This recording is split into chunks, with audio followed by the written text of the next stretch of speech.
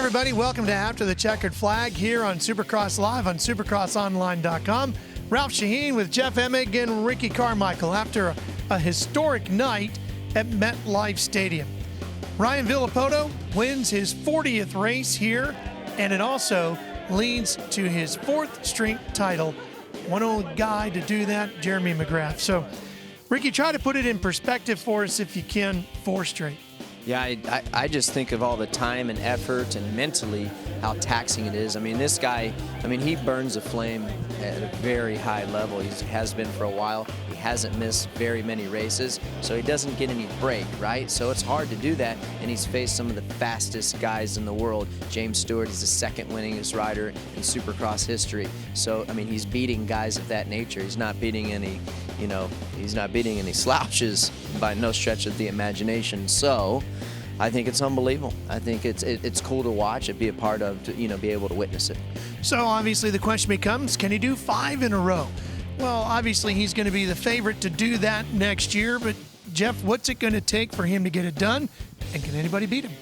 Well, what's interesting to me is that after he wrapped up the title here in MetLife Stadium, is that his first interview with Jenny, it almost seemed like he was just relieved, like he was just tired, and he mentioned in one of his post-race interviews that this season has been very taxing on him. If you remember when we started this championship, there were a number of riders from rookies to veterans this was the year that they're going to stop Villopoto's win streak. And as this championship went on, he was really he made very little mistakes, right, and let the other competition make mistakes. But you could tell that he had to beat some pretty serious competition. And in the end, it's almost like this is another weight off his shoulders.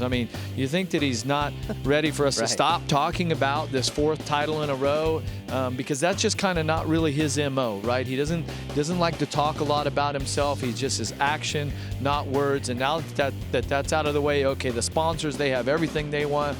Fox TV, CBS, we have everything that we want to promote this great accomplishment that he has. But now he probably just wants to go home with Kristen and sit on the couch and relax a little bit. You know what I mean? Oh, yeah. So, and then worry about number 5 later on. But seems very relieved to have this out of the way. You can hear him in his interviews. It was obviously taxing.